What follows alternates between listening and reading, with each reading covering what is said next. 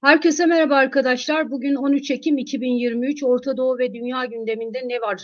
Daha doğrusu Arap gündeminde ne var programına hoş geldiniz. Bu akşam tamamen Gazze meselesini konuşacağız. İsrail-Filistin çatışmasını konuşacağız ve çok değerli de bir konuğumuz var. Oğuzhan Çağlayan Bey. Kendisi Kudüs'te yaşayan ve Kudüs'te akademisyen olarak çalışan önemli bir isim. Hoş geldiniz Oğuzhan Bey. İyi akşamlar Hediye Hanım, hoş bulduk. Biraz kendinizi kendi cümlelerinizle tanıtmanız mümkün mü acaba? Ben Kudüs'te, Kudüs İbrani Üniversitesi'nde okuyorum, İsrail çalışmaları üzerine. Aynı zamanda orada Harry Truman Institute for Peace'te de araştırma asistanı olarak çalışıyorum. Benim asıl ilgilendiğim konu İsrail dış ve savunma politikaları. Bu konular üzerinde çalışıyorum. Anladım.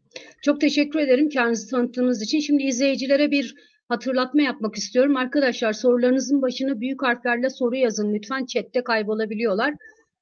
Şimdi Oğuzhan Bey, öncelikle şunu sormak istiyorum. İsrail devletinin bakış açısıyla olaya bir geriye dönüp bir 7 Ekim'e dönecek olursak eğer nasıl bir zafiyet ortaya çıktı da böylesi bir saldırı gerçekleşebildi? Çünkü piyasada şu anda Türkiye'de de konuşuluyor. Hatta dünya basınında da denk geliyorum. Çok sayıda komplo teorisi de var. Yani özellikle de Netanyahu'nun ülke içinde bu işte yargı reformu sebebiyle başlayan gösterilerden dolayı sıkıştığı, aşırı sağcı hükümetin icraatlarından dolayı sıkıştığı, bu çerçevede Hamas'ın saldırısından haberdar olduğu halde buna göz yumduğu gibi bir takım teoriler havada uçuşuyor. Ben size sormak istiyorum. Bu saldırı nasıl gerçekleşti? Ne diyor İsrail tarafı bu konuyla ilgili? Yani bu tarz komplo teorilerine ben de çok sık karşılaşıyorum bunlarla. Hani bir terör saldırısı olduktan sonra bu kime yaradı sorusu bazen insanları yanlış şeylere de yönlendirebiliyor. Çünkü baktığınızda aslında bu soruyu sorduğunuzda pek çok terör eyleminin arkasında devletin olduğuna dair bir çıkarımda bulunabilirsiniz. İşte devlet oraya saldırmak istiyordu. O nedenle sadece Evet. İsrail açısından değil, farklı ülkelerde de öyle. Yani her terör eyleminin ardından aşağı yukarı devletler bir karşılık verir. Devlet bu karşılığı vermek istiyordu. O yüzden böyle bir saldırı yapıldı. Yani bu düz mantıkla gittiğinizde dünyada neredeyse terör diye bir şey kalmaz. Devletlerin sürekli kışkırttığı bir şey olarak karşınıza çıkar. Şimdi İsrail'in görüşü bu bir terör saldırısından çok savaş başlangıcı.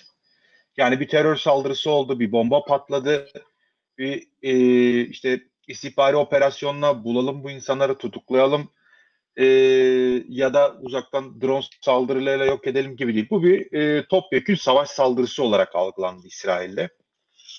Yani 7 Ekim'de olan olayı aslında iyi bir irdelememiz lazım. Türkiye'de biraz üstünden de geçiliyor bu konu. Şimdi günümüze kadar bu 5 gün içerisinde ölü sayısının 1300'e ulaştığı söylendi İsrail tarafında. Bunların içerisinde askerler de var, siviller de var, yabancı uyruklu olanlar da var. Mesela gördüğüm çok fazla şey var. Yaşlıların bakımında çalışan uzak doğulular vardır. Özellikle Taylandlılar. Onlardan Hmm. ölenler çok var. Mesela 18 tane Taylandlı ölmüş, Gazze'ye kaçırılmış. Yani yabancı uyruklar da var. Hatta Türk vatandaşı olan iki kişiden de haber alınamadığı söyleniyor. Bu bağlamda 1300 kişiden bahsediyoruz ölen. Ama İsrail 10 milyonluk bir ülke. Bunu unutmamamız lazım. Yani Türkiye ölçeğine vurduğumuzda 90 milyonluk bir ülke daha iyi anlamamız için neredeyse 13 bin kişi ediyor. Ölen kişi sayısı yani ölçeklendirdiğinizde. Şimdi biz 40 sene Hmm. içerisinde Türkiye teröre 40 bin şehit verdi diyoruz. Bu bağlamda baktığımızda Türkiye'nin 40 sene içerisindeki şehitlerinin bir gün içerisinde verildiğini düşünün. Ya Hı olayın hı. büyüklüğünü anlamanız için İsrail tarafında. Ve çok grafik görüntüler de geliyor. Yani çocuklar, kadınlar, e, askerlerin öldürülmesi orada yani silahsız olanlarda da çok fazla ölen var. O nedenle İsrail şu anda tamamen bir travma geçiriyor. Çünkü İsrail basına baktığınızda da gördüğünüz en sık cümlelerden birisi Holocaust'tan bu yana en çok Yahudinin öldüğü günü yaşadık diyorlar. 7 Ekim'de. Çünkü İsrail terör saldırılarına alışkın olan bir ülke. Yani İsrail'de yaşıyorsanız sürekli haftada bir şey oldu, saldırı oldu, bıçaklama girişimi oldu, bomba patladı, bir yerde polis vuruldu. Bunu haberlerde görürsünüz maalesef. Yani teröre alışkın olan bir ülke. Hı hı. Ama 7 Ekim günü yaşananların boyutu artık terörü geçti, topyekün savaşa girdi İsrail bakımından. Çünkü hem denizden, hem karadan, hem havadan 1200 tane Hamas militanının İsrail'e girdiği ve saldırı düzenlendiği söyleniyor. Şimdi bazen daha günler içerisinde resim daha da berraklaşacak. Ama şu anda elimizdeki donelere baktığımızda mesela Hizbullah'tan gelen bilgiye göre 1200 kişi geçmiş Gazze'den saldırı için. Hı hı. İsrail'e göre bazı kaynaklarda 1500'e çıkıyor rakam. Az bir rakam Evet. değil. Zaten Gazze civarında İsrail'de Gazze'nin periferisinde, çeperinde ciddi bir yerleşim de var. Yani Türkiye 90 milyonluk bir ülke açısından baktığınızda rakamlar küçük gelebilir. Ama 10 milyonluk bir ülke açısından düşündüğünüzde yani İsrail'in en büyük şehirlerinden bazıları. İşte mesela Beerşeva. Yani 50 kilometre falandır Gazze'ye uzaklığı. Aşkelon, Aşdod bunların 20-30 kilometre civarında. Hı hı. Yani şeyde Sderot şehri vardır mesela. Saldırıya Evet, uğranlardan şu birisi. aralar çok sık duyuyoruz Çok adını. görürsünüz haberlerde. 3-4 kilometredir Gazze'ye. Yani Gazze'ye 2 kilometre uzaklıkta çok fazla kibuts vardır. Binlerce insanın yaşadığı. O nedenle can kaybı sayısı çok fazla oldu. Bir de sınıra yakın bir yerde parti yapılıyormuş anladığımız kadarıyla. O nedenle de partiye de saldırı olduğu için de çok arttı. Şimdi İsrail'de herkes şunu soruyor. Böyle bir şey nasıl olabildi? Böyle bir Evet, şeyin komplo teorilerine gelecek olursak. tabii gelecek olursak yani olayın boyutunu anladıktan sonra biraz da şimdi İsrail'in de arkasından ittirdiği bir Mossad miti var. Mossad iyi bir istihbarat örgütüdür ama istihbarat örgütlerini bilgisayarlar yönetmez, insanlar yönetir. Hı hı. İnsanlar çalışır ve insanlar hatalar da yapar. Şimdi yavaş yavaş bilgiler ortaya çıkmaya başlıyor. Mesela burada saldırıların yaşanmasındaki en büyük sebeplerden birisi, sorunlardan birisi. İsrail e, belli bir zamandır, özellikle Netanyahu'nun son kurduğu hükümetten itibaren Gazze'deki askerlerini, Gazze sınırındaki askerlerini yaklaşık %70'ine kadarını e, Batı Şeria'ya çekti. Batı Şeria'nın içine. Daha önceki yayınlarımızda sizinle konuşmuştuk. İsrail'in Batı Şeria'ya yönelik planlarıyla alakalı. Daha doğrusu Netanyahu hükümetinin.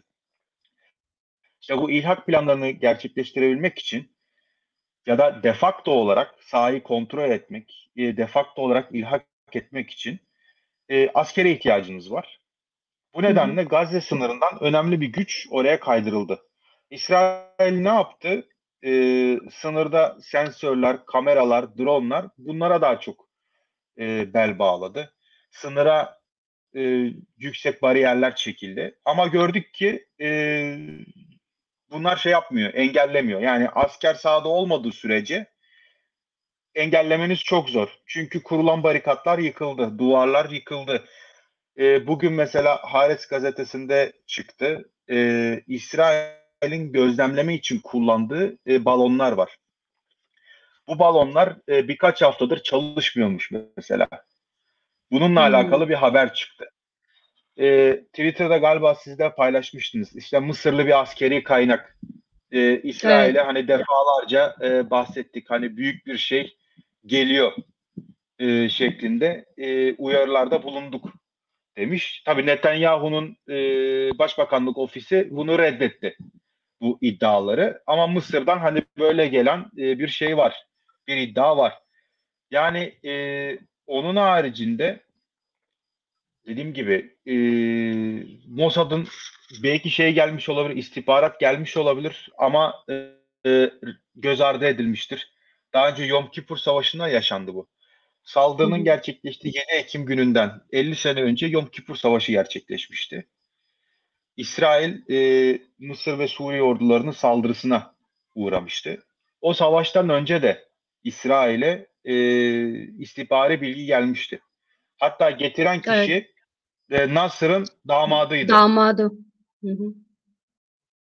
Ona rağmen gerekli önlemler alınmadığı için İsrail savaşın başlangıcında çok zorluk çekti. Yani yeterince askeri yoktu. Yani Yom Kipur Savaşı gerçekten de ilk saatleri çok kritiktir İsrail için. Daha sonrasında tamam zafer elde etmiştir ama ilk saatlerine gerçekten de çok zorlanmıştır. Yani o nedenle şey olmuş olabilir, bir istihbari bilgi gelmiş olabilir fakat göz ardı edilmiş olabilir. Hı hı. Çünkü bu daha önce yaşanmış bir şey. Yani tam 50 sene öncesinde yaşanmış bir durum.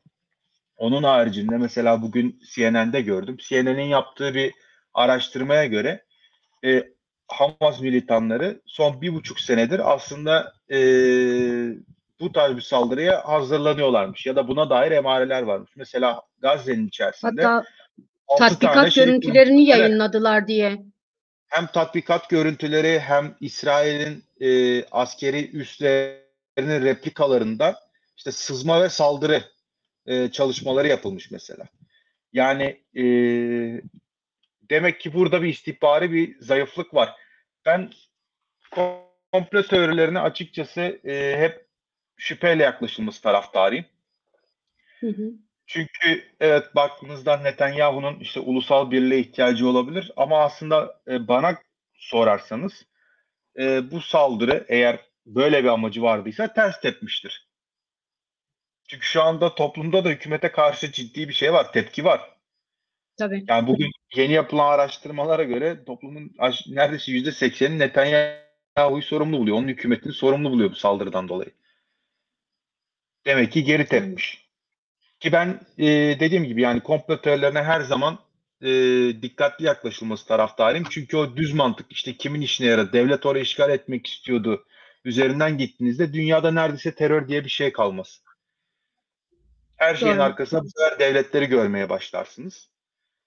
Ya o nedenle istihbari bir sorun olduğu kesin. Şu an İsrail biraz daha önüne bakma taraftarı. Saldırı oldu. Sorumlularını bulacağız ama önce bir şeyi alalım. Gazze'yi Öcümüzü alalım. alalım. Ha, öcümüzü Önce bir alalım. öcümüzü alalım. Şimdi Yani öcümüzü alalım. Dere geçerken at değiştirmeyelim. Öcümüzü alalım. Ama bu arada kimin sorumlu olduğunu da bulalım. Yani benim İsrail'de gördüğüm hava bu. Şimdi biraz önce siz şey dediniz, İsrail devleti bunu terör saldırısı değil bir savaş ilanı olarak görüyor bu saldırıyı dediniz. Bu çerçevede Evet. İsrail devletinin reflekslerini, güvenlik anlayışını bilen bir insan olarak olası senaryoları nasıl görüyorsunuz? Yani ben mesela dışarıdan bir gazeteci olarak, bölgeyi takip eden bir gazeteci olarak gözümü dikmiş şeyi bekliyorum. Bir kara operasyonu olursa, kara operasyonu derken işte bu Gazze'nin hemen dışındaki işte tampon bölgenin genişletilmesi, oraya tankların yığılması vesaire değil, topyekün bütün Gazze'nin İsrail'in kontrolüne geçmesi hedefiyle bir kara operasyonu olursa bence ondan sonra artık bölge savaşını bile konuşabiliriz diye düşünüyorum. Siz ne dersiniz? Ne tarz senaryolar var devlet refleksi çerçevesinde ve bir savaş ilanı olarak görüyorsa bunu İsrail? Şimdi İsrail'de sahada gördüğümüz gelişmeler bizim gitgide bir kara operasyonuna yaklaştığımızı gösteriyor. Çünkü daha önce İsrail'in Gazze'ye yönelik operasyonları oldu. Yani 2005'teki çekilmeden sonra biz 2008'de bunu gördük, 2012'de gördük, 2014'te gördük, 2021'de. Hani büyük operasyonlardan bahsediyorum. Yoksa sürekli bir roket atılması Gazze'den İsrail'in buna uçaklarla, füzelerle karşılık vermesi bu sene içerisinde olan bir şey. Ama ben hani büyük operasyonlardan bahsediyorum. 2005'teki çekilmeden bu yana 4 tane gördük. Ve ilk defa İsrail bu kadar büyük bir askeri hazırlık yapıyor. Şimdi 300 bin tane yedekteki asker mobilize edildi. Zaten İsrail'in aktif olarak ordusunun büyüklüğü aşağı yukarı 170 bin civarında. 300 bin kuvvet daha koyduğunuzda neredeyse yarım milyon kişi ediyor 10 milyonluk bir ülkede. Şu anda Gazze sınırında ciddi bir askeri yığınak yapılıyor. Görüntüler onu gösteriyor. Onun haricinde kuzeyde Lübnan sınırında ciddi bir yığınak yapılıyor. Çünkü Gazze olası bir operasyon durumunda, ki bana kalırsa çok olası da değil, birkaç gün içerisinde gerçekleşmesini ben bekliyorum. Çünkü dün aynı zamanda bir ulusal birlik hükümeti kuruldu. Ulusal Hı birlik hı. hükümetinin önemi şurada. 1967'de 6 gün savaşından önce 5 Haziran'da başlamıştı 6 gün savaşı. Ondan 5 gün önce 1 Haziran'da İsrail'de yine bir ulusal birlik hükümeti kurulmuştu. Yani yavaş yavaş gördüğümüz, hem sahada askeri olarak, hem politik olarak, hem aynı zamanda ekonomik olarak, mesela İsrail Merkez Bankası 30 milyar dolarlık bir şey ayırdı. Para ayırdı. Şekelin stabilize edilmesi için. Çünkü savaş aynı zamanda paradır. Ekonomiyi de çok ciddi etkiler. O nedenle hem ekonomik, hem askeri, hem politik olarak ciddi bir savaş hazırlığı var şu anda. O nedenle ben Gazze'ye bir operasyonu bekliyorum ki bugün haberlere yansıyan bilgilere göre İsrail Gazze'nin kuzeyindeki aşağı yukarı 1 milyon kişinin bölgeyi terk edip güneye doğru gitmesini söylemiş diye bir şey vardı, haber vardı. Daha sonra bu yalanlandı mı, yalanlanmadı mı bilmiyorum. Çünkü gelişmeler çok hızlı olduğu için şu anda, özellikle İsrail'de, yani şu anda 5 dakikada bir gelişmeler değişebiliyor. Mesela kuzeyde Hizbullah tarafından askeri sızma olduğu söylendi. Bir anda sirenler çaldı. Daha sonrası bir düzeltme yapıldı. Ya bu son saldırıdan dolayı hani sirenler aşırı derece hassas. İşte şey yok, sızma yok, yanlış siren çaldı şeklinde bir düzeltme de yapılmıştı. Hani o nedenle böyle bir bilgi var ama daha sonra düzeltilmiş de olabilir. Peki Gazze'ye yönelik yani Gazze'yi en az iki parçaya bölmek amacıyla bir operasyon yapılabilir mi? Çünkü Oğuzhan Bey, şöyle bir durum da var. Gazze'ye eğer tamamen Gazze'yi İsrail kontrolüne alma hedefiyle bir operasyon yapılırsa bu bir bölgesel savaşın da kapısını açabilir. İsrail bunu göze alır mı?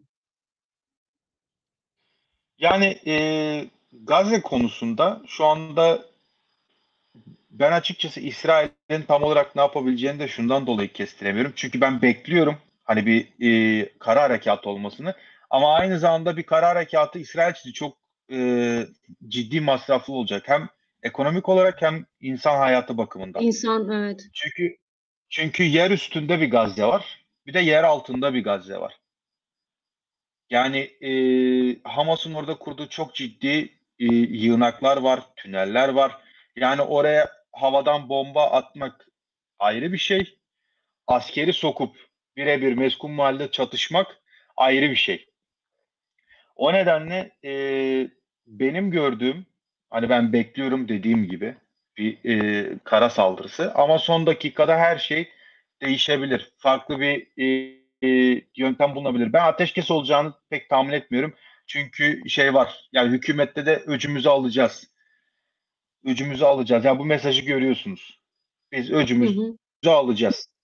Şey de arkamızda bu sefer. Hani uluslararası kamuoyu da arkamızda.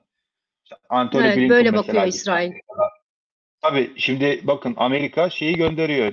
Gerald Ford uçak gemisini gönderiyor. Sadece uçak gemisi Hı olarak hı. değil, onun yanında başka gemiler de var. İngiltere gemilerini gönderiyor. Yani dünyadan dayanışma mesajları geliyor. Belki ilk defa İsrail'in arkasında bu kadar uluslararası kamuoyunun e, desteği var. Çünkü daha önceki operasyonlarda bu kadar yoktu. İlk başlangıçlarda hemen İsrail hava operasyonlarına başladığı anda tepkiler gelmeye başlıyordu. Mesela şu anda şey farklı, durum farklı. Yani benim okuduğum mesajlar, bölge ülkelerinin mesajları, Orta Doğu ülkelerinin mesajları, Evet. yani Türkiye'nin farklı, Suudi Arabistan farklı, Birleşik Arap Emirlikleri'nin farklı, Fas'ın farklı. Yani bölgedeki önemli aktörlerin mesajları da farklı. O nedenle İsrail'in Evet. eli şu anda bir kara operasyon için çok daha rahat. Tabii böyle bir kara operasyon olursa siviller çok ciddi tehlikeye gireceği için güneye kaydırılmaları lazım. Güneye kaydırırlarsa bunu Mısır istemez. Mısır'ın istememi nedeni de şu. Çünkü daha önce gidenler zaten gelemediler. 48 Savaşı'ndan önce gidenler. Yani İsrail'in İsrail 48'de kurulmuştur. Ama onun öncesinde bir de iç savaş yaşanmıştır Filistin'de. Bu iç savaş sürecinde yerinde olan Filistinliler işte Ürdün'e dağılmıştır, Lübnan'a gitmiştir, Suriye'ye gitmiştir, Mısır'a gitmiştir. Yani çevre ülkelere dağılmıştır. Ve bunlar bir daha da dönememiştir. Şimdi o nedenle de Mahmut Abbas da diyor yerinizden kıpırdamayın diye sivillere. Çünkü giderlerse bir daha dönememe ihtimalleri olabilir. Mısır zaten nüfusu fazla olan bir ülke. Şimdi 2 milyon kişiden bahsediyoruz Gazze'de. Bunların refahtan geçmesi, hadi diyelim sadece kadınlarla çocukları aldınız. Bunların nerede yaşayacakları, çünkü Sina öyle çok gelişmiş bir bölge değil. Yani orada bu kadar milyon insanı barındıramazsınız. Barındırabilecek bir altyapınız yok. Bu insanlar nerede kalacaklar, ne yiyecekler, e, bunlara nasıl sosyal hizmetler verilecek? O nedenle ben Mısır'ın da hani kara harekatına çok sıcak baktığını tahmin etmiyorum. Tamam bloke devam etsin Gazze üstündeki. Mısır da zaten buna katkı sağlıyor. Havadan yapılacak operasyonlara tamam belli bir tonda ses çıkarıyor. Ama kara Evet, operasyonu olursa tonda değişebilir. Çünkü Mısır'a da tabii. bunun çok fazla yükü olur. Kesinlikle bölge ülkeleri istemiyor. Ürdün, özellikle Ürdün ve Mısır topun ağzında Tabii. olan ülkeler mülteci akını açısından zaten ne ekonomik olarak ne siyasi olarak ne de sosyal açıdan böylesi bir insan yükünü kaldırabilecek durumda da değiller ve sizin de söylediğiniz gibi Mısır'ın en büyük korkusu, aslında bölge ülkelerinin en büyük korkusu, hatta bizzat Gazze'lilerin korkusu, bu insanlar Gazze'yi terk ederse Gazze bir kere insansızlaşacak. Dolayısıyla kara operasyonu için çok uygun şartlar ortaya çıkacak. Yani İsrail Gazze'nin tamamını olmasa bile büyük bir kısmına ya da bir kısmına kontrol edebilme şartlarına sahip olacak şeklinde korkuları var. İkinci korkuları da bu insanların bir daha Mısır'a gitmesi halinde bir daha geri dönmemeleri ve gittikleri yerlerde kalıcı olmaları. 48'de yaşadık. Sizin söylediğiniz gibi 48'den önce yaşadık aynı şeyi. 48'de, 67'de, 73'te hep aynı senaryolar vardı en nihayetinde. Peki tekrar bu bölgesel savaş potansiyeline gelecek olursak, yani Hizbullah'ın da dahil olduğu belki Suriye'ye de sıçrayan bir savaş çatışma ihtimali İsrail kamuoyunda konuşuluyor mu? Çünkü orada bir tezat hali de var çünkü. Yani halkın, kamuoyunun %80'i Netanyahu'yu sorumlu tutarken diğer taraftan biz burada oturmuş mesela bir bölgesel savaş ihtimalinden bahsediyoruz. Böylesi bir bölgesel savaş riski ortaya çıkarsa ya da iyice büyürse buna İsrail kamuoyu hayır durun ne yapıyorsunuz der mi sizce, yoksa orada bir Netanyahu karşıtlığı ama bir devlet yanlılığı mı söz konusu? Biraz daha anlamamızı sağlar mısınız? Sizin dediğiniz gibi Netanyahu karşıtlığı ama devlet yanlılığı. Şimdi daha Hmm. önceki yaptığımız programlarda biraz İsrail üzerine konuşmuştuk. İsrail'de hep o varoluşsal tehdit algısı e, devleti ve askeri insanları yönetir.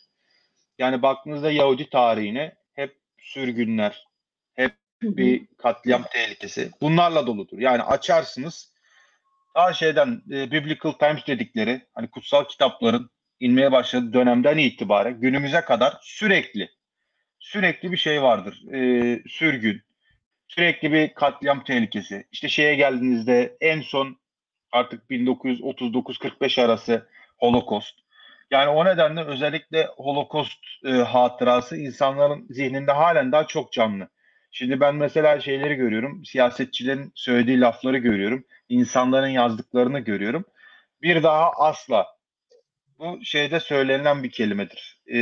Holocaust'u hatırlama gününde söylenen bir Hmm. cümledir. Bir daha asla. Yani bir daha biz Holocaust'u yaşamayacağız. Bunun ne olursa olsun, bedeli ne olursa olsun biz Hı bunu hı. yaşamayacağız. Eğer ki bana kalırsa İsrailler'de çok cepheli bir savaşı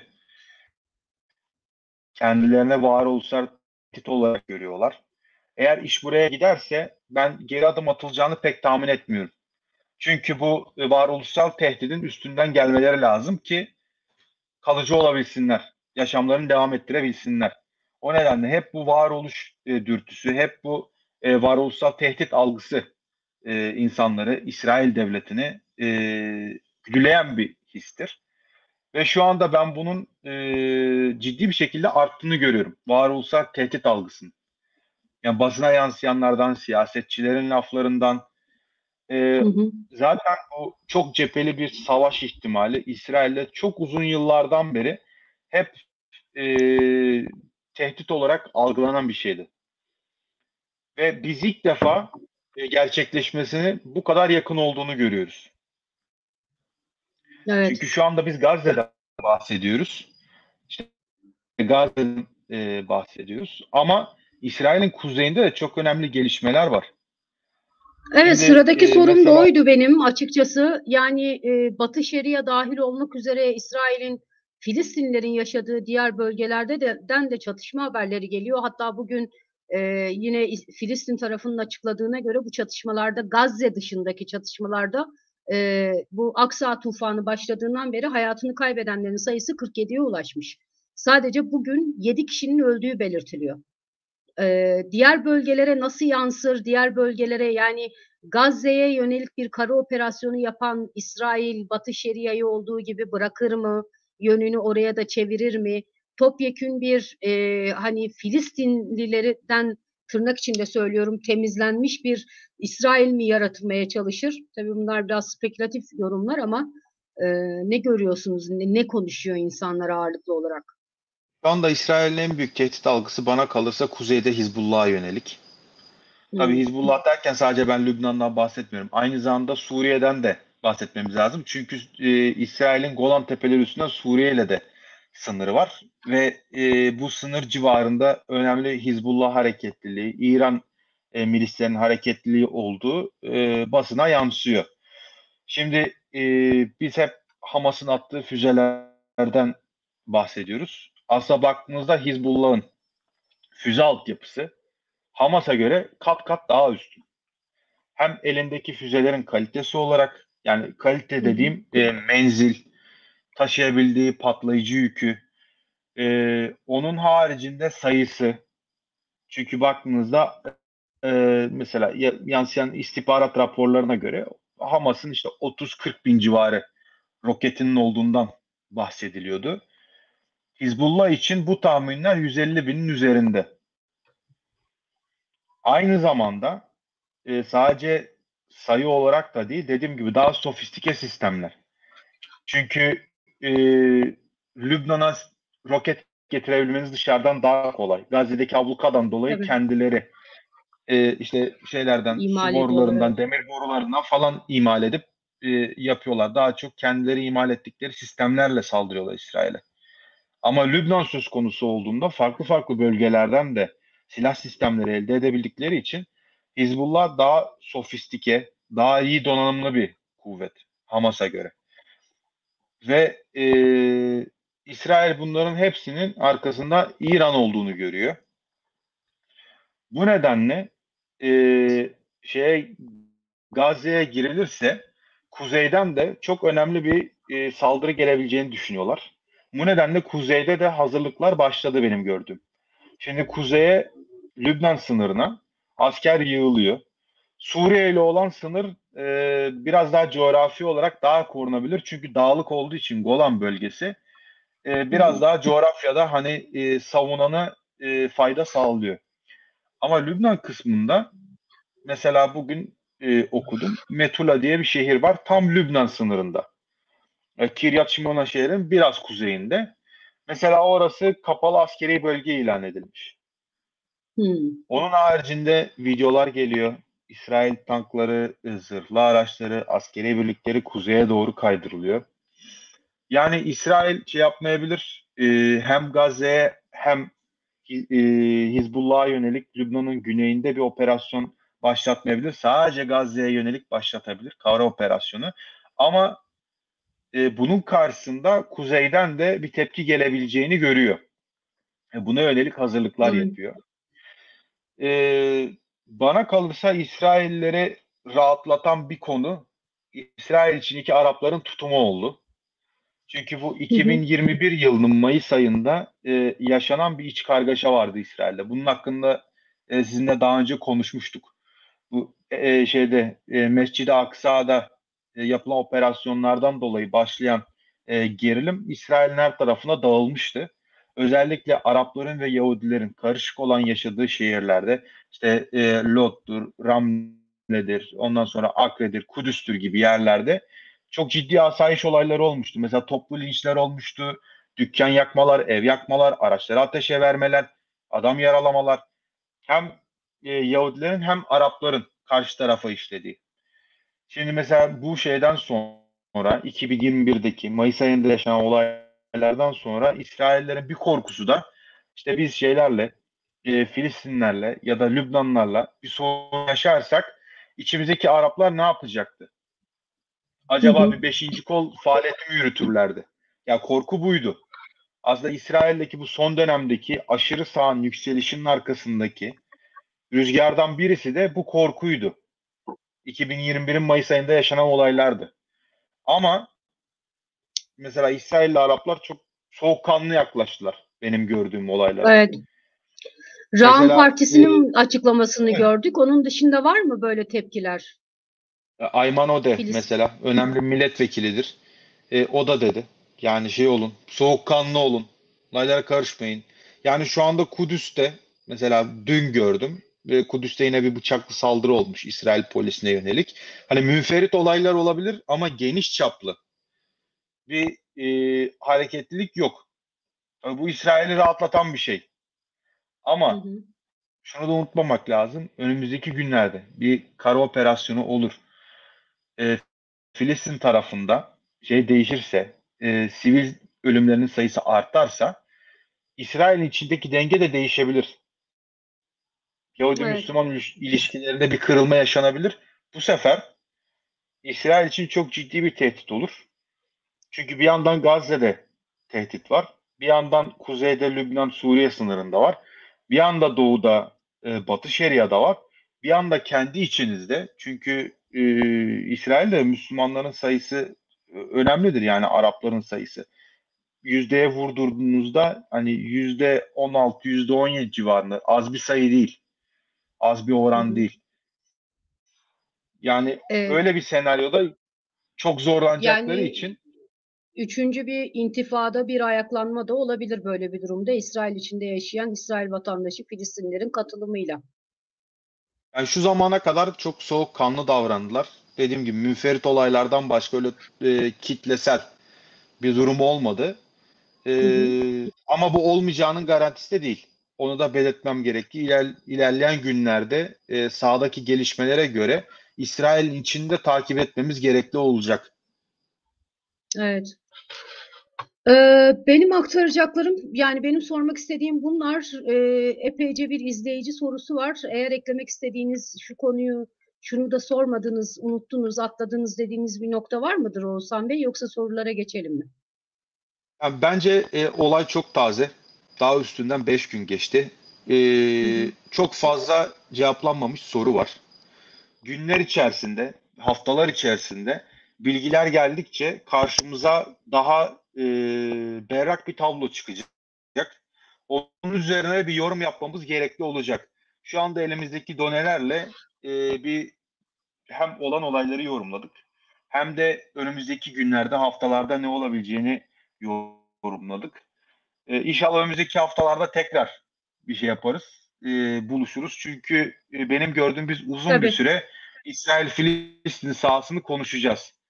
kesinlikle, kesinlikle öyle görünüyor. Şimdi Türkiye kamuoyuna, daha doğrusu bugünlerde şeye düşen, internete de düşen bir şey var. Konuşma kaydı var Netanyahu'nun. Yorumluyorum sormuş. Demiş ki Müslüman kardeşlerin uzantısı olan ve FKÖ'yü bitirmek için kurulan Hamas'ı zamanında İsrail desteklemedi mi? Netanyahu'nun 2019'da Hamas'ı büyütmeliyiz dediği konuşmanın kaydı çıktı. Bu sosyal medyada dolaşıma giren bir kayıt. Zannedersem bir ev toplantısı mı, öyle samimi bir ortamda konuşuyor Netanyahu. Şimdi yorumluyorum devam etmiş. Demiş ki buradan hareketle Hamas iç siyasette zorda olan Netanyahu'ya bile isteye can suyu mu oldu? Yoksa başlangıçta İsrail kontrolünde olan Hamas sonradan kontrolden mi çıktı, radikalleşti mi diye bir soru. Buna siz değindiniz az önce, ancak Türkiye kamuoyunda sıkça sorulan sorulardan biri olduğu için aktarmak istedim. Söylemek istediğiniz bir şey var mıdır buna? Yani şöyle başlangıç sürecinde hani Hamas'ın ilk ortaya çıktığı dönemde İsrail göz ardı etmiş olabilir. bazı eylemlerine göz yummuş olabilir. Sonuçta Filistin hareketinin bölünmesi işine gelmiştir. El Fethi'nin Ee, Yani zayıflatılması özellikle. düz mantıkla baktığınızda eğer spekülasyon yapacaksanız hani böyle bir şey, böyle bir mantık yürütebilirsiniz. Açıkçası ben elde kesin bir kanıt olmadığı sürece bu tarz şeyler konusunda yorum yapmanın çok taraftarı değilim. İzleyenlere de şunu tavsiye ediyorum. Özellikle İsrail ile alakalı internette çok fazla video görürsünüz. İsrailli politikacıların konuşmalarının altında Türkçe altyazılar yazarlar. Bunların %90'ı yalan altyazılardır. Ben İbranice bildiğim Hmm. için biliyorum.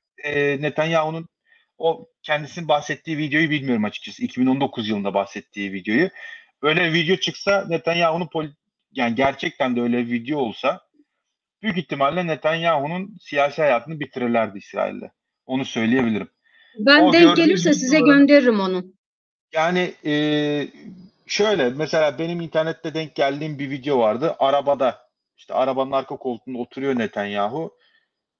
Yani günlük bir şeylerden konuşuyor. Altına altyazı koyulmuş işte Orta Doğu'daki büyük planlarımızla alakalı şeklinde bir konuşma. Mesela İsrail'deki milletvekillerinin Knesset'teki konuşmaların altına Türkçe altyazılar koyuyorlar.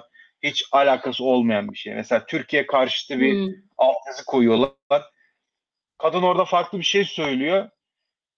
Altta işte Altyazı Türkiye başka bir karşıtı şey diyor. bir altyazı başka bir şey. Yani özellikle İsrail konusunda şimdi İngilizce değil videolar, İbranice ve Türkiye'de Hı İbranice hı. bilen insan sayısı da az. Yani ben büyük bir Evet. kısmını tanıyorum gerçekten de çok az. O nedenle o tarz videolar gördüğünüzde Türkçe altyazı varsa şüpheyle Şüphe payı yaklaşın derim. koymak lazım. Şüphe Evet. payı kesinlikle koymak lazım. Çünkü benim karşıma çok kez çıktı. Şimdi bir başka yine Türkiye'de çok konuşulan teorilerden biri de şu.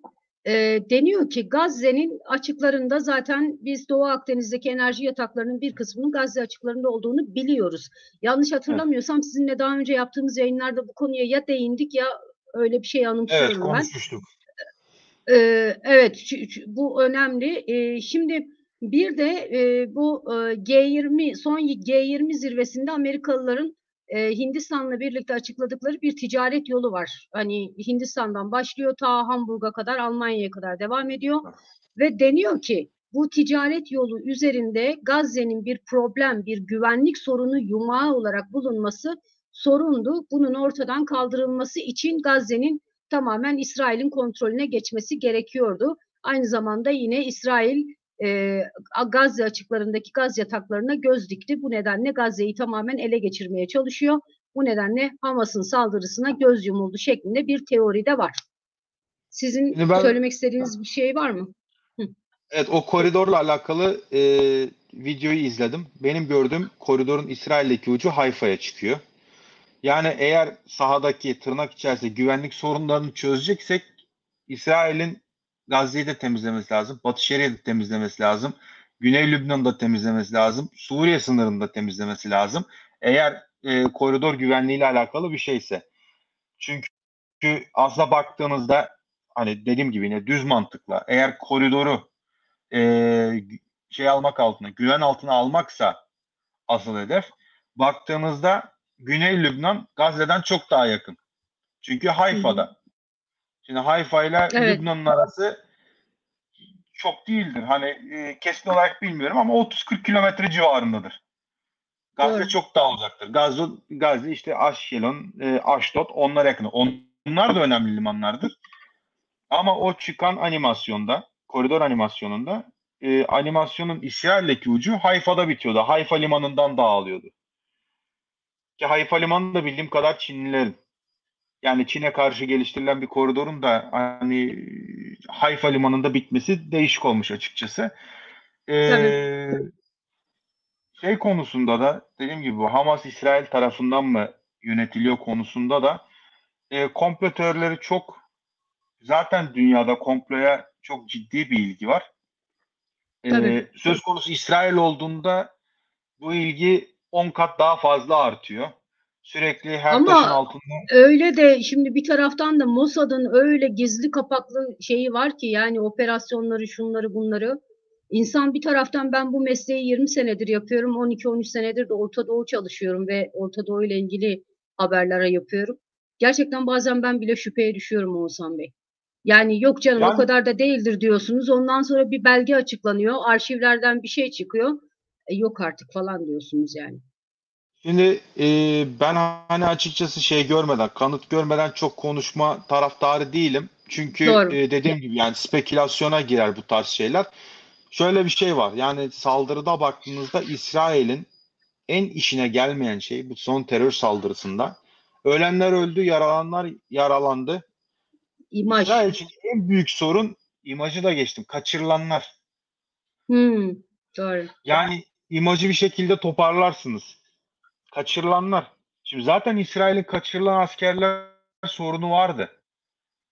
Gazze'nin içerisinde seneler önce kaçırılmış İsrail askerleri zaten esir, halihazırda esir tutuluyordu. Mesela tam ismini bilmiyorum. Mengistu soyadında Etiyopyalı bir tane asker. Galiba 8 senedir falan Gazze'de. Videoları çıktı. Sağlık durumu iyi değil diye. 2006'da kaçırılan bir asker vardı. Gilad Shalit. Evet, 2011'de salındı. Salınması karşılığında İsrail hatırladığım kadarıyla 1500'e yakın tabii. mahkumu saldı hapishanelerden. Şimdi bir asker için bundan biz bahsediyoruz. Şu anda sahada Gazze'nin içerisinde yüzlerce esir olduğundan bahsediliyor. Şimdi Kesinlikle. çok ciddi bir sorun. Yani o nedenle bu komplo teorilerine benim kafama yatmayan şeylerden birisi bu. Bu kaçırılanlar olayı.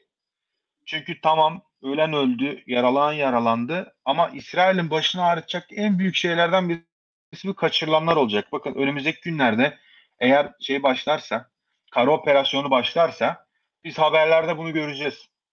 Çünkü İsrail'in yaptığı operasyonlarda rehinelerden ölenler olabilir. Çünkü bunların nerede tutulduğu tam olarak bilinmiyor. Evet. Bununla ilgili İki, bir soru da var hatta. HT demiş ki İsrail rehineleri kurtarmak için bir şey yapacak mı? Halk rehineler için baskı yapıyor mu diye. Buyurun. yani bu son yaşanan Gilad Shalit olayı İsraillerin ağzına acı bir tat bıraktı esir değişimiyle alakalı. Hı hı. Çünkü şeyden beri 2011'den beri o konuşuluyor. Yani bir kişiye karşı 1500 kişiyi vererek acaba biz doğru mu yaptık? Çünkü bir yandan İsrail'in şöyle bir mottosu var. Hiç kimseye biz arkada bırakmayız. Yani bizim eğer şeyimizsiniz, askerimizsiniz, operasyona giderseniz biz sizin ölünüzü, dirinizi bir şekilde alırız karşı taraftan. Şimdi askerinize bunun mesajını veriyorsunuz. Bu bir moral mesajıdır. Ama karşısında çok ciddi bir bedel ödüyorsunuz. O nedenle İsrail'de açıkçası halk istiyor. Tabii ki de rehineler dönsün istiyor. Ama karşılığında ne verileceği, ya da nasıl alınacakları çok belirsiz. Mesela ben İsrail haberlerini okudum yayına girmeden önce. Dediğim gibi olaylar çok taze olduğu için sürekli bir bilgi akışı var.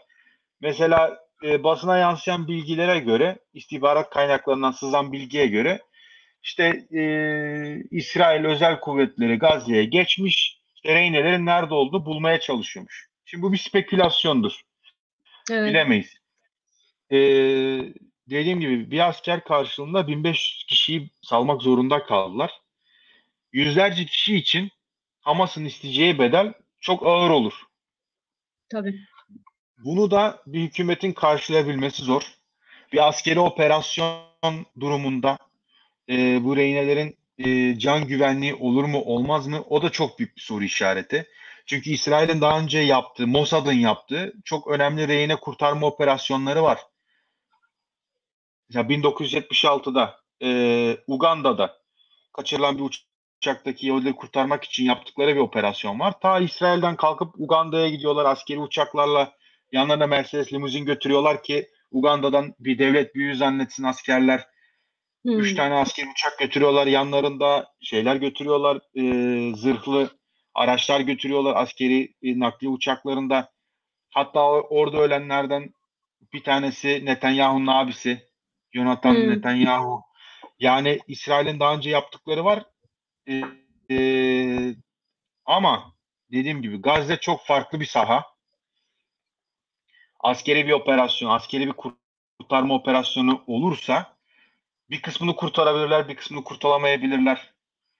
Hamas daha önce söyledi. Yani eğer bu şeyler devam ederse, bombalı saldırılar devam ederse işte rehineleri öldüreceğiz Öldüreceğiz ve diye. bunu canlı olarak yayınlayacağız dediler mesela.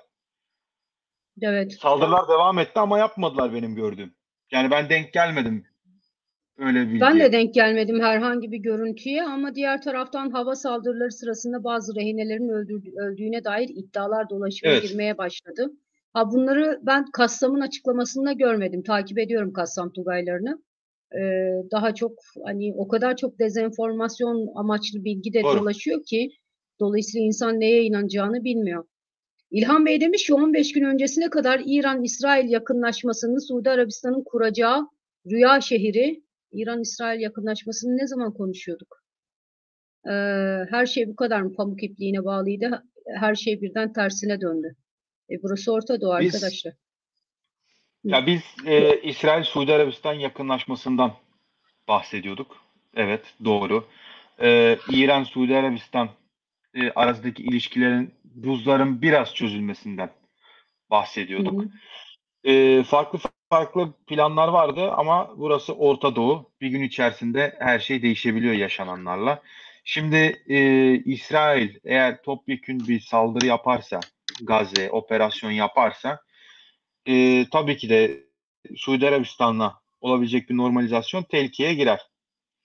Kalıcı olarak olmasa bile geçici olarak tabii ki de dondurulur. Hı Çünkü şu hı. anda baktığımızda aslında üstü kapalı bir normalleşme var iki ülke arasında. Yani Suudi Evet, Arabistan hava sahasını İsrail'e açtı. İşte İsrailli bakanlar Suudi Arabistanlı bakanlarla uluslararası toplantılarda fotoğraf veriyorlar. İki ülke arasında istihbarat paylaşımı olduğundan bahsediliyor. Zaten Birleşik Arap Emirlikleri ile ilişkiler gayet iyi gidiyor. Yani Suudi Arabistan'la da eğer normalleşirse İsrail'in eli bölgede çok rahatlayacak. Biz bunlardan bahsederken bir anda her şey tam tersine döndü. O nedenle de ben açıkçası çok komplo teorilerine uzak bakıyorum. Çünkü İsrail'in sahadaki e, çıkarlarıyla da çok uyuşmuyor bu saldırı. Çünkü bu saldırıya bir tepki değil mi? vermesi gerekli. Terör saldırısına. Bu aynı zamanda verilecek şiddetli bir tepki. Arap dünyasıyla olan ilişkilerin de soğuması demek. İsrail'in çok uzun zamanını verdiği bir mesele bu. Arap ülkeleriyle normalleşme. Yani Evet. o nedenle ben dediğim gibi belki çok tekrar ettim ama özellikle söz konusu İsrail olduğunda komplo teorilerini bir 10 kere, yani normal komplo teorilerine bir kere şüpheyle yaklaşıyorsak İsrail konusunda bana kalırsa 5 kere 10 kere düşünüp öyle bir yakınlaşmak lazım. Çünkü farklı farklı açılardan baktığımızda kafaya yatmayan yerler oluyor. Ee, Mesela Türkiye'de kamuoyunu şaşırtan görüntülerden biri de Hasidilerin şeyiydi. Polisle çatışması, Filistin bayrağını indirmek istememeleri ne dair görüntüydü. Şimdi insanların önemli bir kısmı sonuçta İsrail'de gerçekten dindar Yahudiler var da ve Filistin bayrağına sahip mi çıkıyorlar diye soruyorlar haliyle. Ruken Hanım da onu sormuş. Demiş ki Hasidileri sormak istiyorum. İsrail vatandaşı ama İsrail'i tanımıyorlar diye biliniyor ve Filistin bayrağı ile İsrail polisine karşı duruyorlar. İsrail nüfusu içindeki sayısı nedir? Şimdi onlar aslında ultraortodoksların çok küçük bir kısmı. Yani Hı hı. marjinal bir kısmı.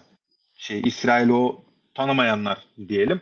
Çünkü aslında orada bir dini temeli var onun. Nedir? İşte onlar da Siyonisttir.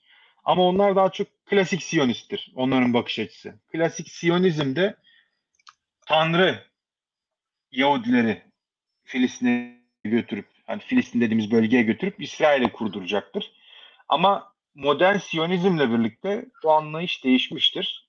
Yahudiler kendi kaderlerini kendi ellerine almışlardır ve İsrail'i kurmuşlardır.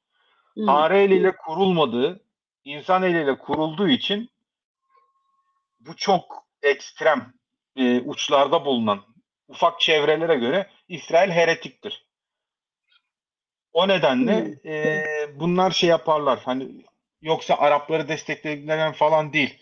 Onların dediği gibi bir ülke kurulsa bir tane Müslüman Hristiyan yaşatmazlar ülkenin içerisinde, İsrail'in içerisinde.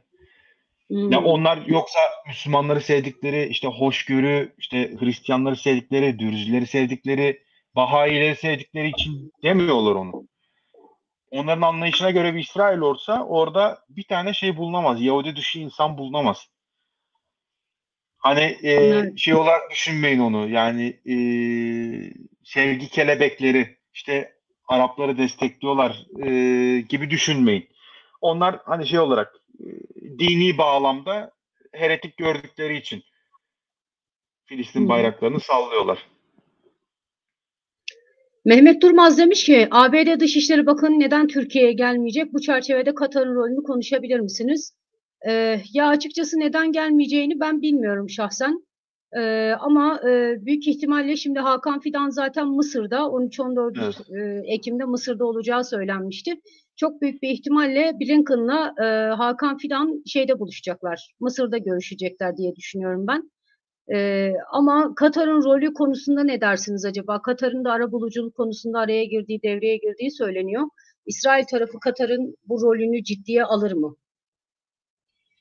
Yani arabuluculuk konusunda ben şu anda dediğim gibi bir ölç alma ihtiyacı olduğunu hissediyorum İsrail'de. Yani şeyden gelen, siyasilerden gelen mesajlar bu yönde. Şimdi gördük yani işte sularını keseceğiz, elektriklerini keseceğiz. Neden? İşte biz elektrik veriyoruz, o elektrikle füze üretiliyor. Ondan sonra bize yağıyor. İşte gıda akışını keseceğiz, petrol akışını keseceğiz. Şimdi bunları söyleyen, Hı yapan, hı. aynı zamanda askeri bütün hazırlıklarını yapan bir ülke. Hani bir anda 1300 tane insan ölmüşken şeye başlar mı? Arabulucular sayesinde barış görüşmelerine başlar mı? Ben çok emin değilim. Hani o nedenle Katar bu rolü teklif edebilir. Hani ben gireyim diye Türkiye teklif Hı edebilir, hı. başka bir ülke teklif edebilir. Ama İsrailler o öç alma işi olmadan buna ne kadar sıcak bakarlar ben çok emin değilim. Dediğim gibi yani Hı hı. İsrail'in de hem dış dünyaya hem de kendi halkına gücünü göstermesi gerekli. Çünkü Evet. İsrail'in bakış açısında bölgedeki yaşamını sürdürebilmesi için caydırıcı olması gerekli. Sonuçta 10 milyonluk ufak bir ülkeden bahsediyoruz.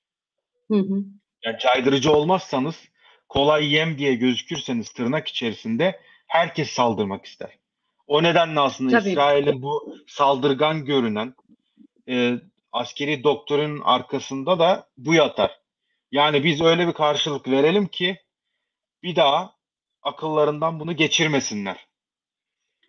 Zaten böylesi bir saldırının, Hamas'ın saldırısının ardından kamuoyunda çok ciddi bir şok yaşandığı için ki yayının başında zaten Oğuzhan Bey açıkladı travmanın boyutlarını. Netanyahu yönetiminin, hükümetinin kendi halkına da bir şey vermesi lazım ki o güveni yeniden tesis edebilsin. Ee, Taner Olcay Keleş demiş ki Netanyahu ve Gantz anlaşması siyasi olarak daha çok kime yarıyor? Bu anlaşma Netanyahu'nun itibarını zedeleyen bir anlaşma mı? Yani öyle mi görülüyor? Demiş. Bence Netanyahu'ya yarıyor. Ben belki çoğunluğun beklediğinin aksine bir şey söyleyeceğim ama bana kalırsa Netanyahu'ya yarıyor. Çünkü Ulusal Birlik Hükümeti sayesinde arkasına daha geniş bir politik destek olacak yapacağı Hı operasyonlarda. Çünkü 64 sandalyesi olan Knesset'te 64 sandalyesi olan bir hükümet değil, neredeyse 3'te 2 çoğunluğa sahip bir hükümet olarak yapacak operasyonlarını. Ben itibar zedeleyen olarak düşünmüyorum bunu. Çünkü dediğim gibi daha önce de yapılmış bir şey bu. İsrail tarihinde görülmüş bir şey. Ulusal Birlik Hükümeti'nin kurulması.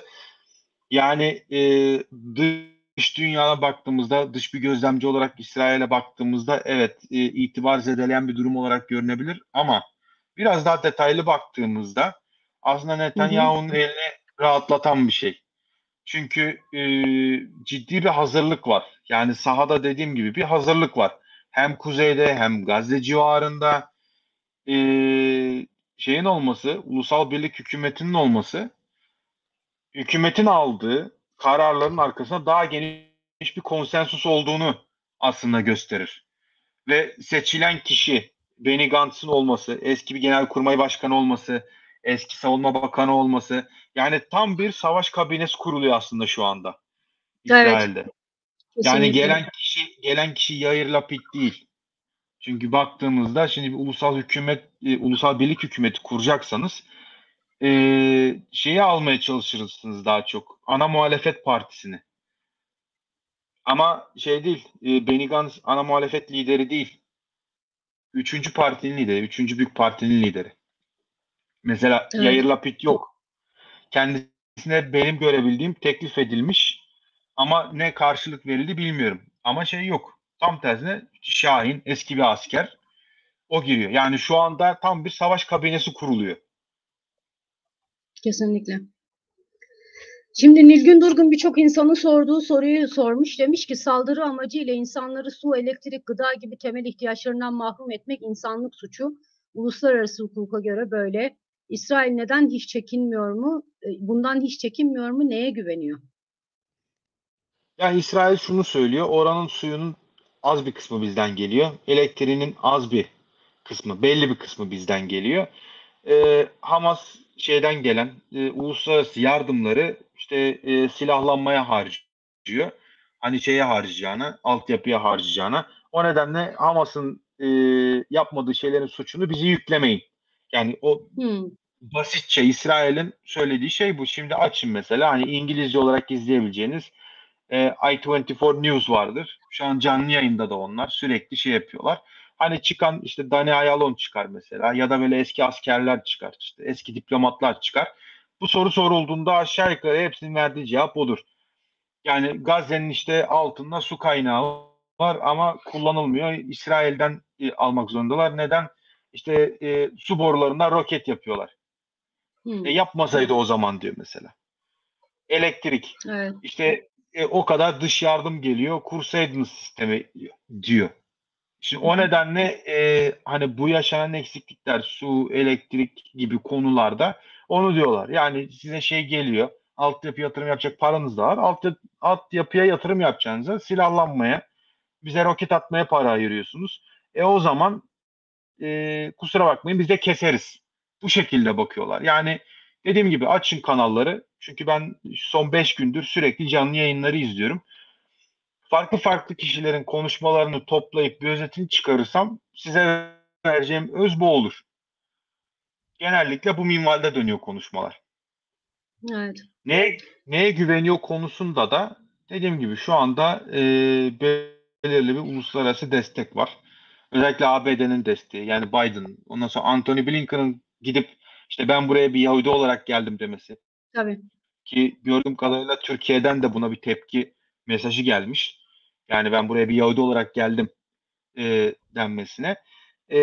İngiltere'den dediğim gibi bakın şeyi gönderiyor, savaş gemileri gönderiyorlar. Amerika olsun, İngiltere olsun. Yani şu anda uluslararası desteğine güveniyor İsrail tabii ki de. Çünkü Birleşmiş Milletler Güvenlik Konseyi dediğimiz yapıda 5 tane kalıcı üye var. Bunların bir tanesi bile veto etse biliyorsunuz şeyler geçmiyor. Resolution'lar geçmiyor. Biz bunu Suriye krizinde çok fazla yaşadık. Siz sahayı çok Evet. yakından takip eden birisiniz. Yani Çin, Rusya veto etti mi istediğiniz kadar deneyin geçmiyordu resolution'lar. Geçmiyor. Şimdi İsrail karşıtı bir resolution geçirmeye çalışsalar uluslararası organizasyonlarda Amerika veto edecek, İngiltere veto edecek.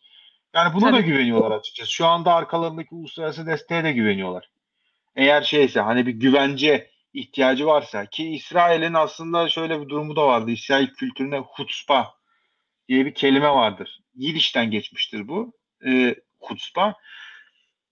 Başka bir dilde açıklaması çok zordur. Yani bir yandan Hı. baktığınızda hani kibir, küstahlık gibi de kullanılır İsrail'de ama aynı zamanda cesaret olarak da kullanılır hutspa. Şimdi İsrail kültüründe bunun da etkisi vardır. Yani şey olarak bir hareket yaparız, gözümüz karadır, arkasını düşünmeyiz. Bu da Hı hı. vardır. Özellikle şeyde askeri alanda bu hutspadan dolayı dediğim gibi başka bir dilde açıklaması zor. Orada yaşayınca biraz açıkçası anlıyorsunuz.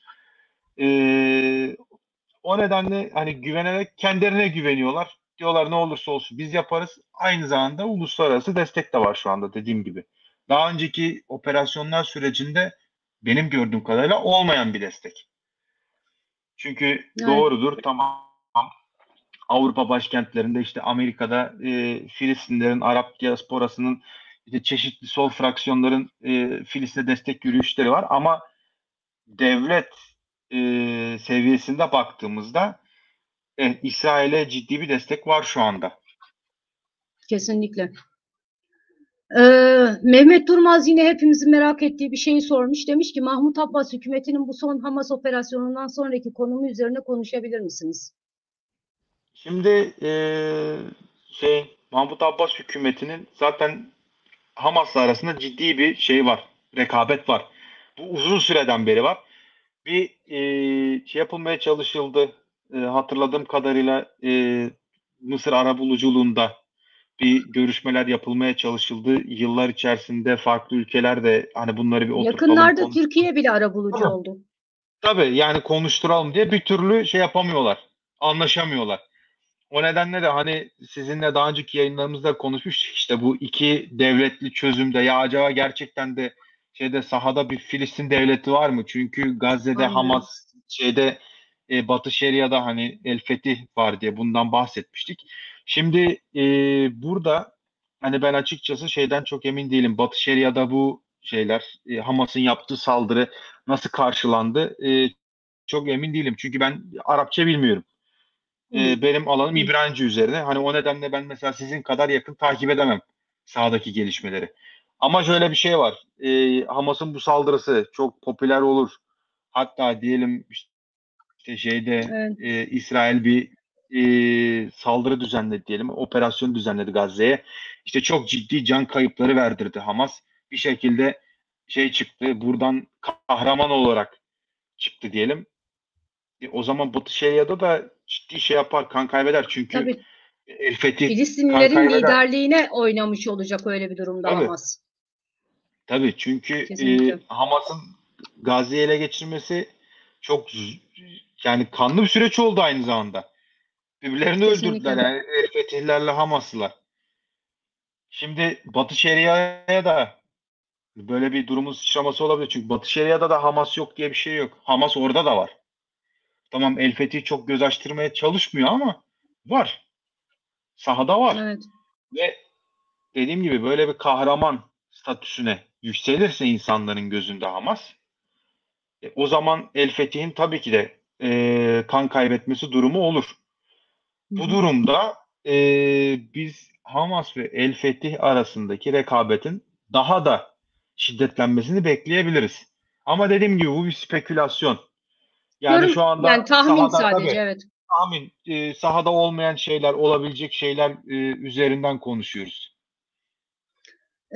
Bu mesela Muharrem Palaz güzel bir soru sormuş. Demiş ki ya bütün sorularınız güzel arkadaşlar bu arada. Demiş ki İsrail Gazze'yi Hamas'tan temizleyeceğim diyor. Bu da büyük bir göç dalgası başlayacak demektir. İsrail Gazze'deki insanların Batı Şeria'ya gitmesine izin verir mi? Bu insanlar nerelere gidebilir? Şu anda sadece şey konuşuluyor, Mısır konuşuluyor. Yani İsrail açısından Batı Şeria bir seçenek olabilir mi? Gerçi demografiyi değiştirmek Ben istemez hiç tahmin İsrail. etmem. Yani on Ben yıllardır oraya yerleşim birimleri inşa edip nüfus dengesini değiştirmeye çalışan İsrail neden Batı Şeria'nın Filistin nüfusunu arttırsın, değil mi? Ben hiç tahmin etmem. Şimdi o insanları, Gazze'deki insanları Batı Şeria'ya geçirmek için İsrail topraklarından götürmeniz gerekli. Bu da ciddi bir güvenlik riski demek. Şimdi bir Hmm, milyon tane insandan bahsediyoruz. Bir, lojistik doğru. altyapısı çok zor. Şimdi sonuçta Gazze'den açılan kapıların sayısı belli. İsrail toprakları içerisinden geçirmeniz lazım. Ciddi bir güvenlik sorunu oluşacak. Şimdi siz Gazze'nin etrafını askerle çevirmek zorundasınız. Lübnan sınırını korumak zorundasınız. Batı Şeria'nın içerisinde ve çeperlerinde asker bulundurmak zorundasınız. Başka sınırlarınız da var. Yani sizin Ürdün'le sınırınız var. Tamam, şu an Ürdün'de çok ciddi bir sorun yok. Ama o sınırların da korunması lazım. Mısır'la sınırınızın da korunması lazım. Şimdi bir yandan bu kadar fazla insanın, 1 milyon, 1,5 milyon, belki 2 milyon insanın İsrail içerisinden Batı Şeria'ya geçebilmesi için çok ciddi bir askeri kaynak da ayırmanız lazım. Yani şu anda eğer bir şey olacaksa, Gazze'nin belli bir kısmı boşaltılacaksa, bunun için olabilecek benim gördüğüm tek seçenek Mısır. Ama orada da dediğim gibi yani Sina'da öyle bir şey de yok. Altyapı da Altyapı, yok. üst yapı yok. Evet. Üst İnsanlar yapı da yok ki. nerede kalacak? İnsanları Tabii. çadırlara mı koyacaklar? Sina çöl zaten yani. Tabii. Yazı var, kışı var bunun. Evet. Çağla Yeşimoğlu demiş ki İsrail Gazze'ye elektrik su vermediği sürece oradaki kendi vatandaşı olan rehinelerin de canını riske atmış oluyor. Bunu konuşan var mı acaba İsrail medyasında demiş. Ben denk Hı gelmedim. hı. Yani zaten şeyde dediğim gibi bu İsrail pardon Hamas'ın elindeki İsrailli e, şeyler kaçırılan kişiler, rehineler olayı yeni bir şey değil. Zaten uzun süredir Hamas'ın elinde rehineler vardı. Evet, İsrail askerleri olarak. Şu anda sayısı artmış oldu. Yani daha önceki yapılan aslında operasyonlarda rehinelerin hayatında bir şey vardı, risk vardı. Çünkü dediğim gibi İsrail ile Hamas arasında sürekli bir gerilim oluyor. Sürekli bir operasyon oluyor. Oradan bir füze atılıyor. İsrail karşılık veriyor. Yani her attığınız füze, her attığınız bomba, roket aynı zamanda eldeki rehinelerin hayatını riske atıyor. Ama kesinlikle. uzun yıllardan beri olan bir şey zaten bu. Benim hatırladığım şey öncesinde bu son 7 Ekim'den önce bir 8-10 kadar asker vardı zaten. Hı hı. Hamas'ın elinde. Şimdi sadece sayısı artmış oldu. Ama ben hani böyle bir argümana denk gelmedim. Tabii ki de rehinelerin can güvenliği ile alakalı bir korku var İsrail medyasında. Ama bu yapılabilecek kara operasyonuyla alakalı. Yoksa Evet. elektriğin suyun kesilmesiyle alakalı değil.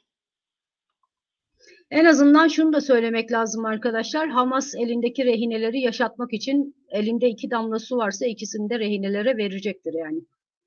Uzun süredir öyle Leon, zaten. Yani şimdi kusura bakmayın hani sözünüzü kestim. buyurun, Dediğim gibi buyurun. askerler zaten elinde var ve uzun süredir yaşıyor. Şimdi medikal sorunu olan askerleri de bir şekilde şey yapıp tedavi edip yaşatıyorlar. Çünkü bunlar bir hani İngilizce'de kullanılan bir deyim vardı ya bargaining chip. Hı hı, Yani nedir? Bir masaya oturacağınızda, pazarlık yapacağınızda elinizdeki kozdur.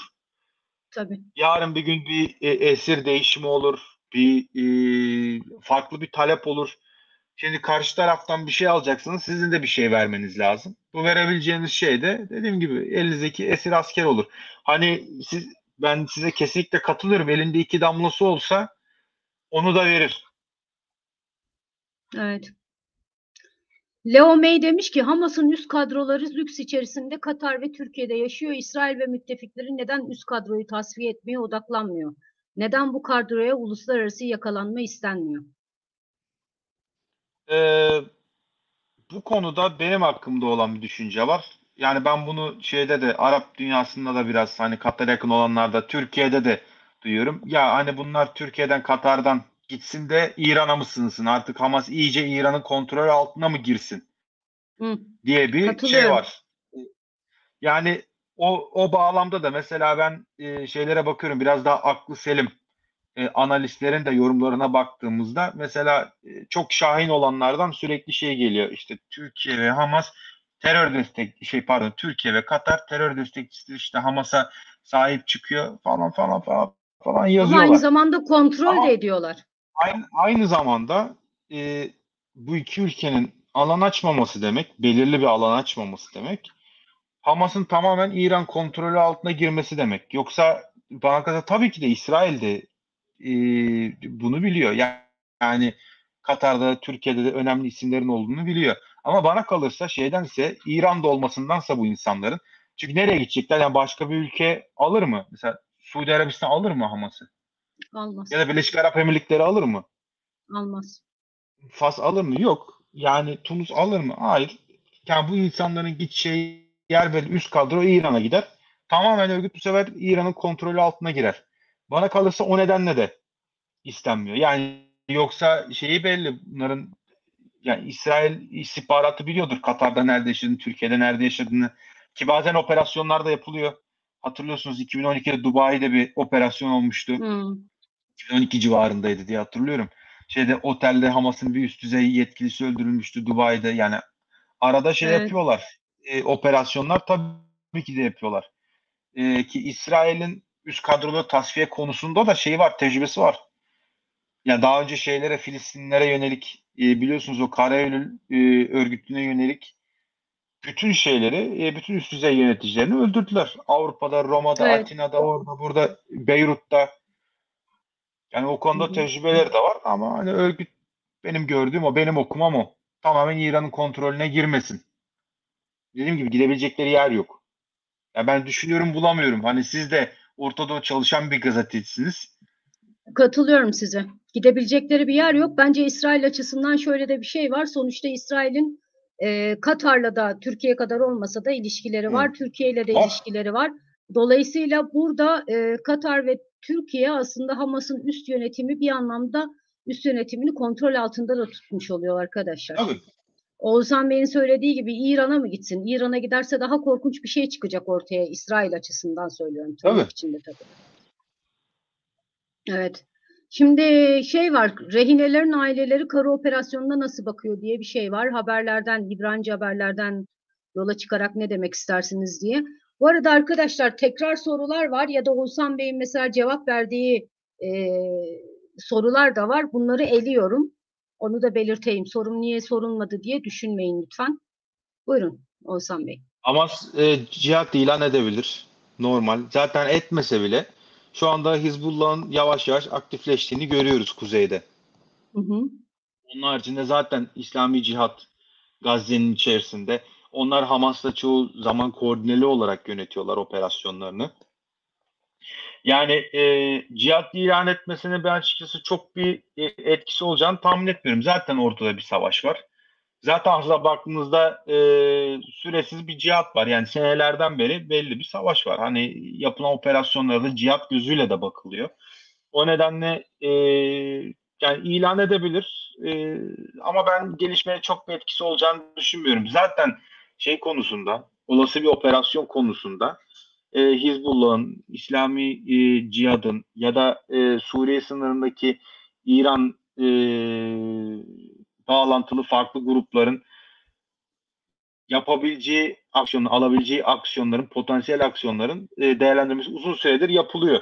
Hani bunların Hı hı. içerisinde ben şey görmedim. Hamas cihat ilan ederse şu olur. Bu görmedim. Zaten Hamas yapılacak bir operasyonda bunlar cihat ilan etse etmese de diğer İslami tandanslı örgütlerden bir tepki geleceği bekleniyor. Evet. Muharrem Palaz demiş ki Hamas ve Gazze veya Gazze halkı açısından İsrail'deki Filistinli vatandaşlara bakış açısı nasıl, vatan haini olarak mı görüyorlar? Bu insanlardan bir talepleri var mı? Yani yanlarında mı görmek isterler? Elbette Yani yanlarında görmek isterler arkadaşlar. ben genelleme yapmak zor çünkü dediğim gibi nüfusun azımsanmayacak bir kısmı. Yani %16, %17 kadarı Arap. Şimdi her Filistin'in bakış açısı da farklı olabilir. Yani seneler içerisinde Tabii. sürekli şey çıkar İsrail'de, akademide de. Ya işte bizim buradaki Araplar İsrailleşiyor. Hani Hı hı. topluma entegre oluyorlar. Hop bir bakıyorsunuz 5 sene sonra rüzgar tersine dönüyor, makaleler başlıyor. Ya bizim buradakiler Filistinlileşiyor. İşte daha çok Hmm, Filistin üst kimliğini şey yapıyorlar. Kendilerine özümsüyorlar. Yani şeyin konusunda hani İsrailli Arapların İsrail'e bakış açısından Filistin'deki Arapların İsrail'deki Araplara bakış açısından şey değişir. Rüzgar değişir. Yani sürekli gelişmelere bağlı olarak değişir. Bunu akademide de görürsünüz. Dediğim gibi açın mesela 15 sene önce yazılan kağıttaki argümanla 5 sene önceki büyük ihtimalle farklıdır. 30 evet. sene önceki daha da farklıdır. O nedenle sahadaki gelişmelerle birlikte değişir. Tabii ki de yanlarında görmek ister büyük bir kısmı. Hı Ama hı. dediğim gibi şimdiye kadar İsrail'deki Araplar soğukkanlı davrandılar. Sahaya kitlesel olarak inmediler. Yani dediğim gibi 2021 Mayıs'ından sonraki olaylarda, o dönemde yaşanan olaylardan sonra en büyük korku buydu. Ya yarın bir gün biz Filistinlerle bir askeri gerilim yaşarsak bu içimizdeki Araplar ne yapacak?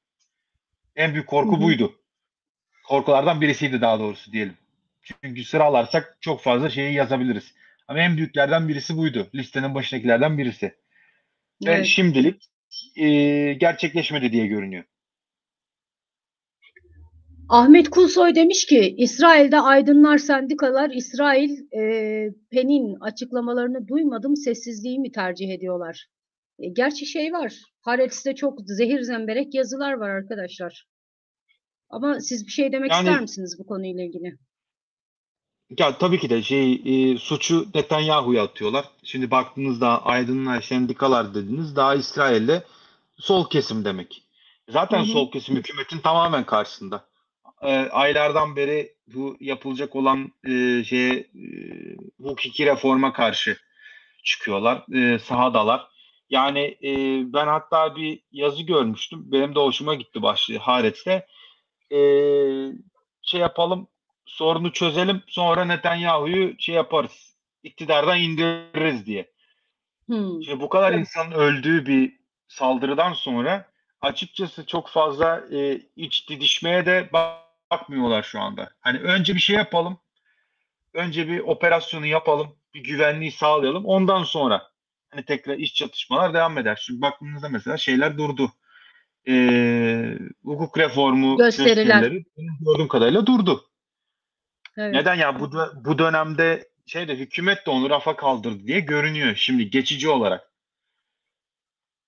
Yani kesinlikle. şu anda çok ayrı şeyleri var, öncelikleri var. Hem devletin hem halkın.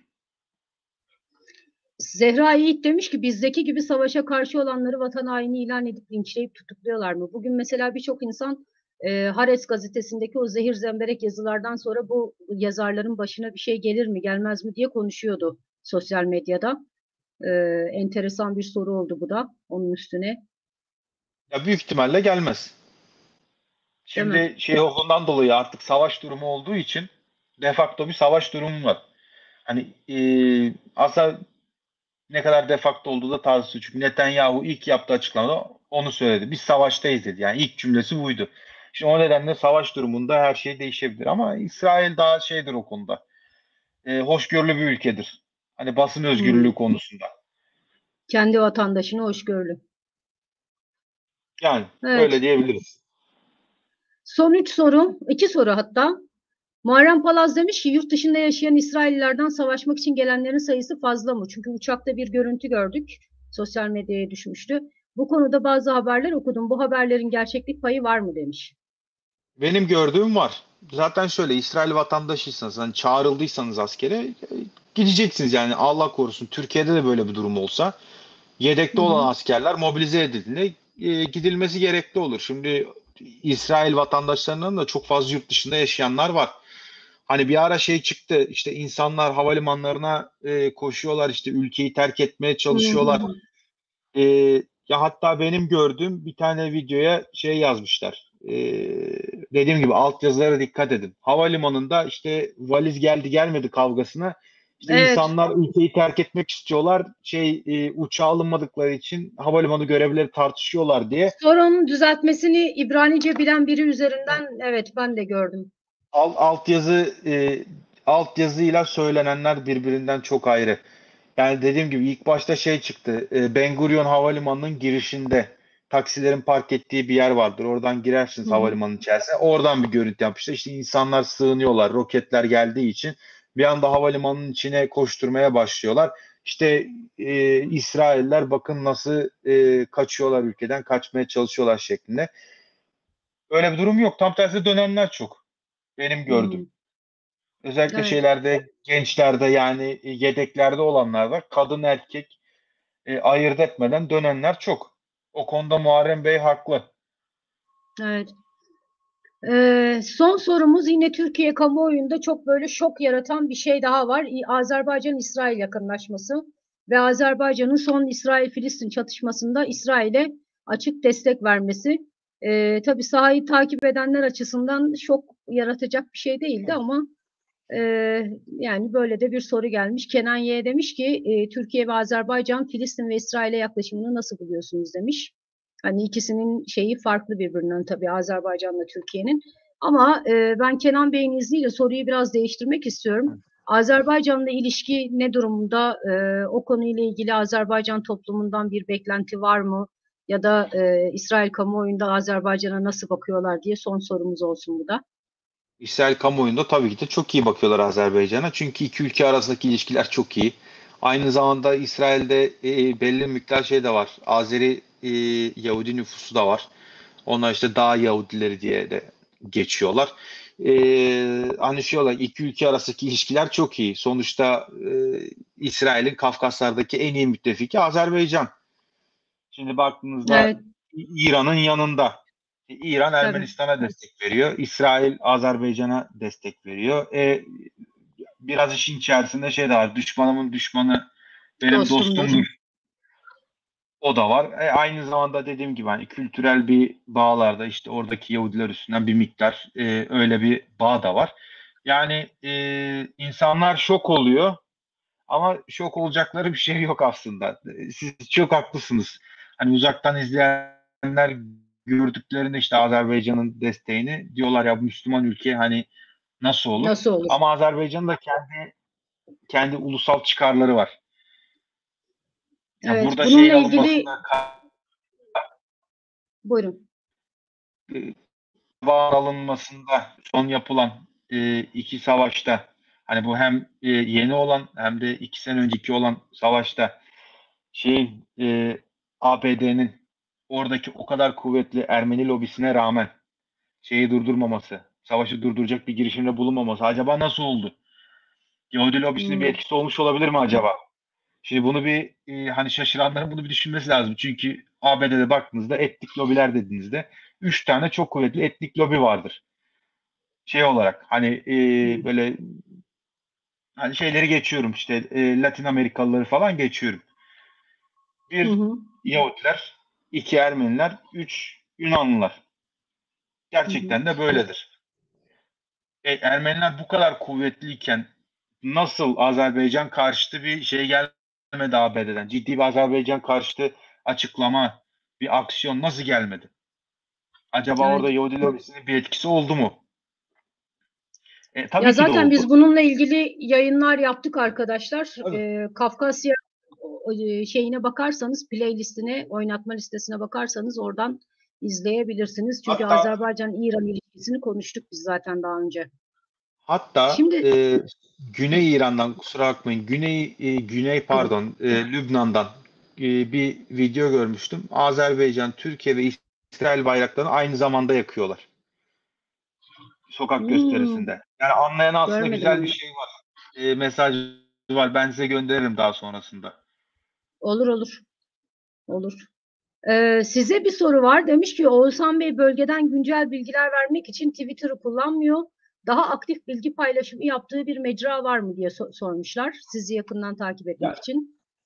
ben Twitter'ı şey olarak kullanmıyorum. Hani paylaşım amaçlı kullanmıyorum. Daha çok e, bilgi ve görüş toplama amaçlı olarak kullanıyorum. Ama önümüzdeki günlerde büyük ihtimalle o da değişecek. Biraz da artık paylaşım yapmaya başlayacağım oradan da. Evet.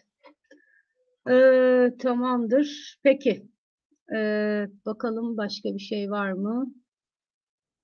Evet arkadaşlar, bunun dışında bir takım sorular var ama bunları zaten şey yaptık arkadaşlar. Sorduk ya da Oğuzhan Bey bir şekilde cevap verdi bunlara. Çok teşekkür ediyorum Oğuzhan Bey verdiğiniz bilgiler Ben için. Sizin de söylediğiniz gibi önümüzdeki haftalarda, aylarda biz İsrail-Filistin meselesini defalarca konuşacağız. Ne yazık ki öyle görünüyor. Sizi başka yayınlarda da ağırlamak isteriz açıkçası. çok teşekkür ederim size. İnşallah önümüzdeki günlerde yine görüşürüz. Çok sağ olun her şey için. İzleyenlere Ben de çok teşekkür teşekkür ediyorum. ederim. Çok güzel sorular geldi. Çok güzel bir sohbet oldu. Tekrardan çok sağ olun. Evet, benim takipçim muhteşemdir gerçekten. İzleyicilerim çok iyi sorular sorarlar. Çok Gerçekten da de öyle. kaliteli bir kitledir. Evet. Tekrar teşekkür ettim. Kendinize iyi bakın. Görüşmek üzere. Çok Hoşça sağ kalın. olun. İyi akşamlar. Sağ olun. Evet arkadaşlar, bu akşam Oğuzhan Çağlayan'la oldukça detaylı bir şekilde konuştuk. Kendisi Kudüs'te yaşadığı için İsrail devletinin reflekslerini çok iyi bilen, İbranice bildiği için sürekli canlı yayınları takip eden, dolayısıyla kamuoyunun görüşlerini de an beyan takip edebilen bir akademisyenimiz. Oldukça değerli bilgiler verdi. Ben de çok şey öğrendim gerçekten. Sizlerin sorularınız da çok kaliteliydi. Çok çok teşekkür ediyorum sorularınız için. Bu arada yeni üyelerimiz gelmiş. HT ve Beyhan Kedi. Hoş geldiniz. Muharrem Bey de yayınımıza destek olmuş. Teşekkür ederim Muharrem Bey yayına desteğiniz için. Evet arkadaşlar, şimdi isterseniz yayından çıktıktan sonra bir topluluk sekmesinde bir anket açtım. Yarın akşam Birol'la birlikte, Birol Başkan'la birlikte bir özel yayın yapalım mı? İsrail-Filistin çatışmasını bir konuşalım mı? Son gelişmeler ışığında senaryolar neler diye biz bize sizin sorularınızla karşılıklı soru cevap şeklinde bir şey yapalım mı? Bir yayın yapalım mı diye bir anket açtım. Orada oy kullanırsanız sevinirim. O anketin sonuçlarına göre bir yayın yapacağız ya da yapmayacağız. Tekrar teşekkür ediyorum güzel sorularınız ve yorumlarınız için arkadaşlar. Bir sonraki yayında görüşmek üzere. Kendinize iyi bakın. Hoşça kalın.